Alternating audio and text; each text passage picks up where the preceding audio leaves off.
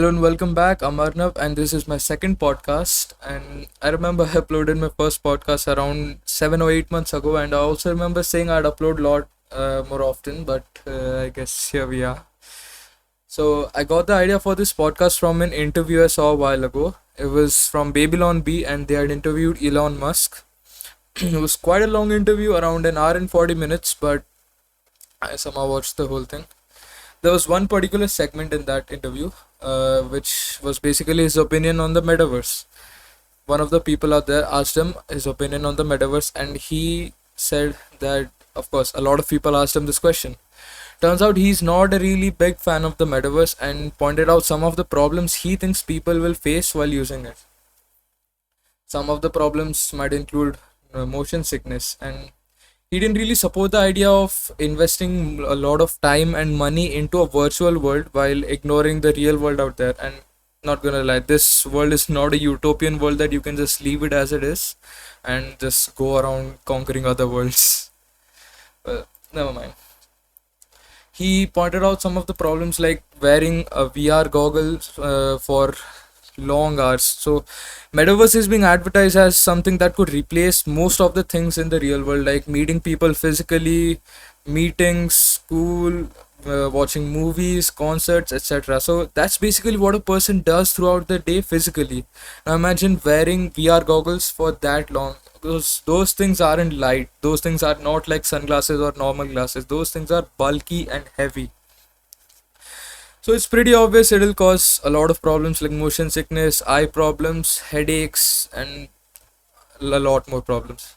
But I then compared the problems presented by Elon and me in my previous podcast, and made me realize that the problems with metaverse can be organized in the form of a pyramid.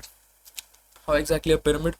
On the bottom, we got basic consumer level physical problems, which can range from acquiring the right hardware to using it properly, and some of the problems that Elon mentioned, like motion sickness, headache, and all that stuff.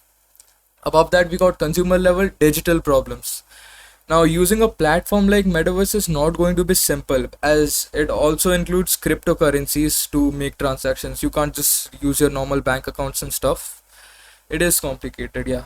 Above that, we have other problems like data privacy, and I'm not gonna lie, Facebook's reputation with data privacy hasn't been the smoothest. Relating to that problem, we have another one. Metaverse is being advertised as Web 3.2. The current internet we are using through 2D screens like the phone or laptop or whatever device you are using to watch this is a 2D screen, right? So we also call it the Web 2.0 right now. Just imagine Web 3.0 being dominated by one company, and that too Facebook. You can somehow might trust Google with it or maybe Microsoft too, but Facebook, nah. Then one of the people who, I mean, the same person who asked him about his opinion on the metaverse also asked him, what if there could be a Neuralink in your brain that could replace those glasses? So, if there's a Neuralink, you wouldn't have to wear the glasses. What about that? And you know what? Before making any assumptions about how this Neuralink is going to solve this problem, let's just see what Neuralink is. So, it's basically a brain chip being developed by one of Elon's companies, Neuralink, of course. It'll help people to use their phones, laptops, and other devices without using your hands, just the brain. How exactly is this going to be useful? So there are a lot of people out there who are physically paralyzed or are differently able. This is going to help them do a lot of their work. And for example, there's a cafe in Japan that has no human waiters, just robots, which sounds pretty normal for Japan. But these robots aren't programmed pre-handedly, like beforehand, or they don't even work on AI. There's a bunch of paralyzed people who control each of these robots by their own. So it basically gives them a way to earn a living and be more independent by themselves, even though physically they can't do much of the stuff by themselves. So here's a clip of the interview about what Elon has to say about Neuralink. The answer necessarily.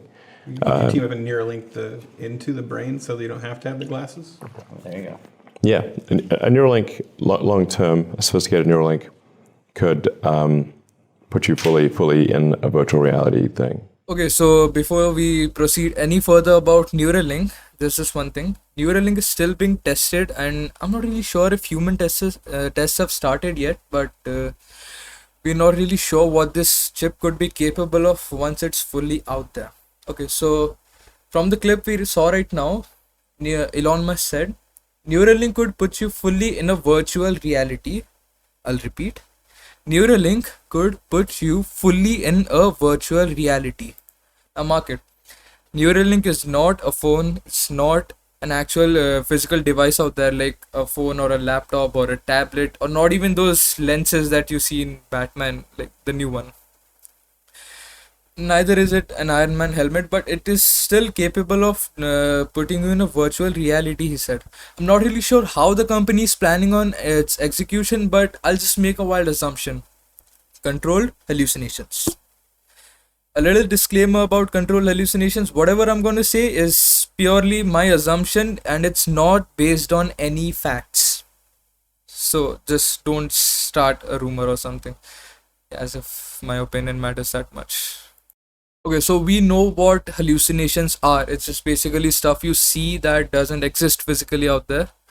And we also know how hallucinations could affect us. And just imagine if we could control them through that one chip.